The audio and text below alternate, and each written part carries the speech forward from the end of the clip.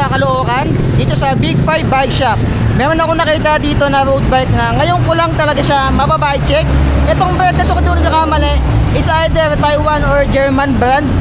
Base sa research ko kasi, sila daw yung most established and respected brand sa buong mundo when it comes to bicycle. So ito yung Upland na brand. Alamin natin kung ano yung pyesa nilagay dito and kung sulit ba yung presyo nito doon sa pyesa ang nakalagay sa kanya. So sa tingin ko naman, mamaya malalaman nyo kung ano nga ba yung pyesa nito. So tara, samahan nyo kay bike check si Upland Impreza. Like, comment, share, subscribe. Let's go! Okay, bike check na natin tong nakita ko dito sa Big 5 Bike Shop na bago natin binisita. Itong Upland Impreza. Ito yung unang bike check natin sa brand ng Upland. Road bike pa. Alam ko madami sa inyo naghahanap ng road bike. Habang hinihintay nyo si Mountain Peak Striker, tignan natin kung sulit din to. Si Upland Impreza. So yung frame nyo to, kita-kita nyo dito. Iba yung pagkaka-design ng frame nyo to. May pagka-dolphin type. Kita-kita nyo dito, pataas siya, pa-dolphin type. Hindi siya yung usual sa mga road bike na isang diretso lang. Pero ito, may pagka-dolphin type dyan, pa ganon. Yung material nito ay alloy na yung frame. And nakita nyo yung kulay niya. Kakulay natin, yung favorite color natin na orange and matte black. Cable routing sa baba. Right side meron. Left side meron din FD and RD. Ito naman yung cable papunta sa kanyang likod. Ayan. So yung head tube nito ay oversized, medyo mahaba to. Ayan, merong U. Pero hindi siya tapered. Kita-kita nyo naman dito, straight lang siya.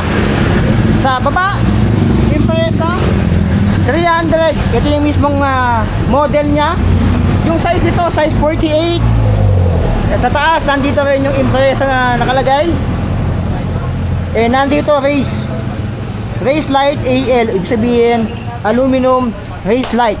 Yung lagayan natin ng ulam mo ng beer, meron sa kanyang down tube and sa kanyang seat tube. So dalawa, ulam, tubig. tubig, ulam, vice versa. So yung kanyang FD, ito yung maganda dito, naka Shimano na to. Hindi lang basta Shimano, Shimano Tiagra pa yung inilagay dito. Kitang ito na naman yan, naka-clamp on siya dito. And yung kanyang crank, hindi siya tinipid. Ito ay naka-Tiagra na rin. Ayan, nakalagay dito Shimano Tiagra 105 50 34 MK.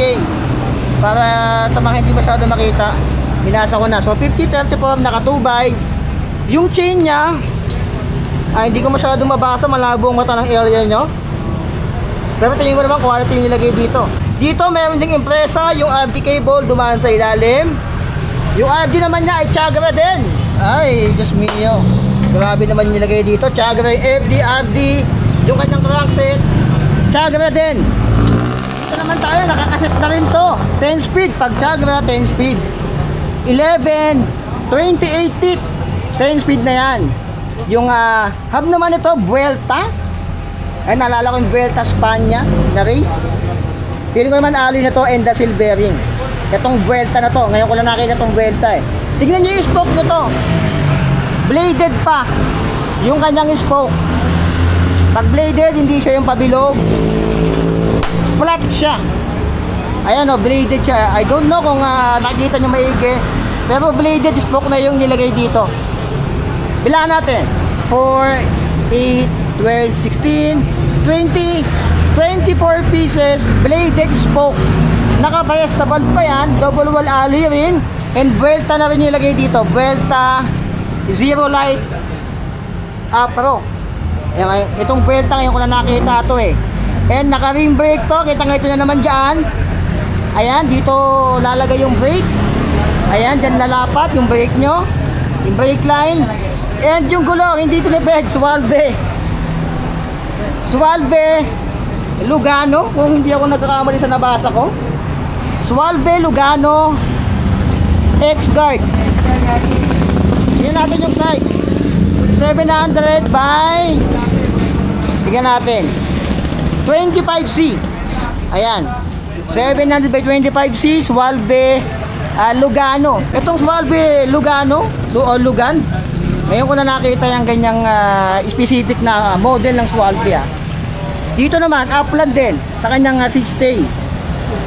Ayan, ito yung likod. Wala siyang disc brake or hindi Hindi mo siya pwedeng gawing disc brake dahil ito ay rim brake lang. Yung rim brake naman niya ay Tektro yung inilagay dito. Ayan, alam nyo na yung Tektro, quality na rin yan. And yung kanyang upuan, 27.2 pero hindi siya nagpapahiram ng upuan. Hindi siya na quick release. And tignan nyo, kakaiba to oh. Yung design ng kanyang frame sa taas, pag ganon, ayan. Tapos may bridge dito, lagayan ng kanyang ano. Hindi siya pwedeng gawing disc brake nga lang. Medyo magaan lang to. Yung upuan, upland na rin. Yung brand na yan. Yung kanyang fork naman, alloy na rin to. Upland na rin. And yung spokes nito, 4, 8, 12, 16, 20, 24 din. 24 sa unahan, 24 din sa likod. Parehas lang pala. Nakaparehas sa valve din, Vuelta Zero Light Pro. And 700 by 25C Schwalbe Lugano or Lugan. Ayan. Dito naman tayo, medyo mahaba pa yung kanyang stem. 100mm. Upland na din yung ginamit dito. Feeling ko naman yung mga ganito, naka-silvering na rin yung kanyang headset. Ito naman. Drop bar naman, alloy na rin to. Nasa 420mm. Yan yung drop bar niya. Ayan yung kanyang STI. Tsaka na rin. Ayan. So pwede ha. Tsaka na rin yung nilagay dito. So ayan si Upland Impreza. Sabi nila dalawa daw to pero ang natira na lang itong Impreza. Yung isa yata nakasora, ano nagkakamali, tsaka carbon yung fork. Ito ay alloy na. Naka-bladed pa. So hulaan nyo yung presyo nito.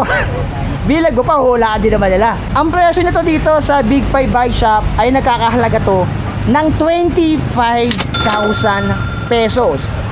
So sa 25,000 pesos mo, meron ka ng road bike na kakaiba, na bihira lang sa Pilipinas yung ganitong brand, Upland. Parang may nakita ako na MTB nito pero nakalimutan ko na kung saang bike shop yon. Pero ito ay naka-Chagra yung FD, yung kanyang crankset, yung kanyang RD, yung STI. Hindi nga lang siya pwedeng gawing disc brake, pero ito ay naka-Tektro na din. Alloy lahat, wala tayong nakitang bakal sa kanya. Naka-press na valve, bladed spoke, 24 sa likod, 24 sa harap. Schwalbe Lugano 700 by 25C sa halagang 25,000 pesos. So dito yan sa Big 5 Bike Shop. Alam ko nag-iisa na lang to. So kung trip ko to, puntahan nyo na kaagad si Big 5 Bike Shop dito sa kanilang new branch sa may Caloocan, malapit sa Caloocan City Hall. Ayan yung Caloocan City Hall, tapat lang sila ng Datamax Tiles Trading. Ito yung sa Pote Road. Ayan. So yung kanilang full details nasa video description, nasa comment section, Facebook page kung may mga katanungan kayo. Abangan nyo yung full vlog natin sa kanila kung di ko pa na ma-post. Abangan nyo. Ang dami ko na vlog dito na iba't ibang klaseng bisikleta. Grabe yung presyuan ni Big 5 Bike Shop. Nagulat ako dito. So meron doon mga pyesa na sobrang mura na rin. Grabe. Nagulat talaga ako dito. So yun lang. Puntahan nyo yan dito sa Big 5 Bike Shop sa may Caloocan. Grabe. Matagal ko na gusto puntahan to kaso nga lang ngayon lang ako nagkaroon ng time. Alam nyo na busy Elin nyo sa pananakot ng iba't ibang planeta sa buong galaxy. Ayan, Upland. Para sa inyo ba okay na yan? Para sa akin, madami kang choices. Pero kung gusto mo ng bisikleta na kakaiba and naka Shimano Tiagra na, Upland. Yung bigat nito, I think, sa dami ko na nabuhat na road bike, MTB, feeling ko nasa ano lang to, 11 kg or 10 kg. Kasi nga naka rim brake to, hindi to naka disc brake. So pasensya na, hindi ko makukuha yung saktong timbang dahil yung timbangan ko ay naiwan ko. Pasensya na, hindi ko in-expect na magbabike ko dito ng ganitong klaseng road bike. So weight nito estimated nasa 10 to 11 to 10.5 I think. Kasi magaan lang talaga siya nung pinuhat ko siya. Saka naka-bladed kasi to. Unang-una, ang malaking factor dito kaya magaan yung kanyang yung bisikleta na to. Unang-una, bladed spoke, lahat alloy na, and naka rim brake siya. So malaking bagay kasi pag disc brake, dagdag bigat pa yon. So para sa akin 25k, okay na rin naman, pero madami kang choices sa 25k madami kang choices. So para sa akin, okay na rin 25k kung gusto mo na MTB, okay na rin 25k kung gusto mo na road bike, nakakaiba, na naka Shimano at Tiagra na. Ito yan sa Big 5 Bike Shop.